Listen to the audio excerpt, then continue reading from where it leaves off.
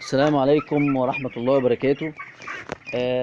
كتير من متابعيني على القناة بيسألوني، هو المضاد السموم بينزل بس للفراخ البيضة؟ لأ، المضاد السموم بينزل لكل أنواع الطيور اللي خلقها ربنا.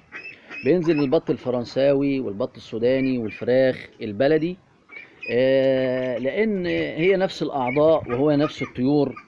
بل بالعكس، لما بنحط المضاد السموم دهوت للبط والفراخ البلدي وكل انواع الطيور اللي خلقها ربنا، حتى ولو يعني بفترات متباعده في الاسبوع يوم ولا حاجه، عكس الفراخ البيضه، لان الفراخ البيضه بتكبر وبتزيد بالدقيقه، وبتبقى يعني فرخه تتربى وتتاكل ونذبحها في خلال شهر. اما البط المسكوفي والبط البلدي بتقعد من 4 ل6 شهور على الذبح.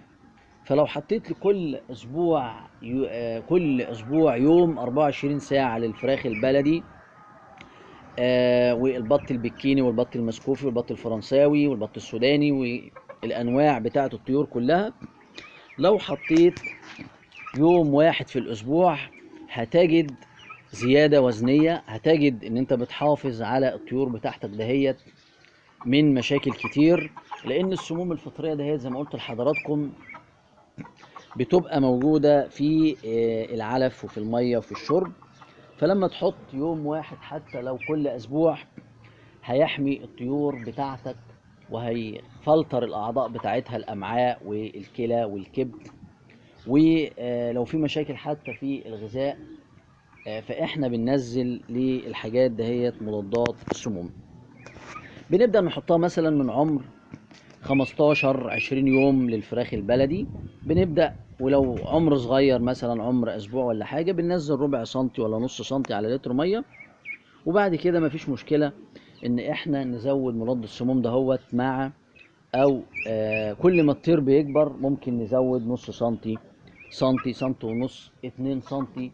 الحاجات دهيت ملهاش اي ضرر اطلاقا على لحم الطيور بتاعتنا، بل ليها فعلا نتائج وتأثير ممتاز جدا جدا على الفراخ البلدي وعلى البط وعلى معظم انواع الطيور. فمضادات السموم، منشط الكبد، غسيل الكلى، ينفع ينزل لكل انواع الطيور، بياض، بط، فراخ، اي حاجة خلقها ربنا. شكرا لحضراتكم، وتابعوني على قناتكم قناة مهندس صبري غازي. شكرا لحضراتكم.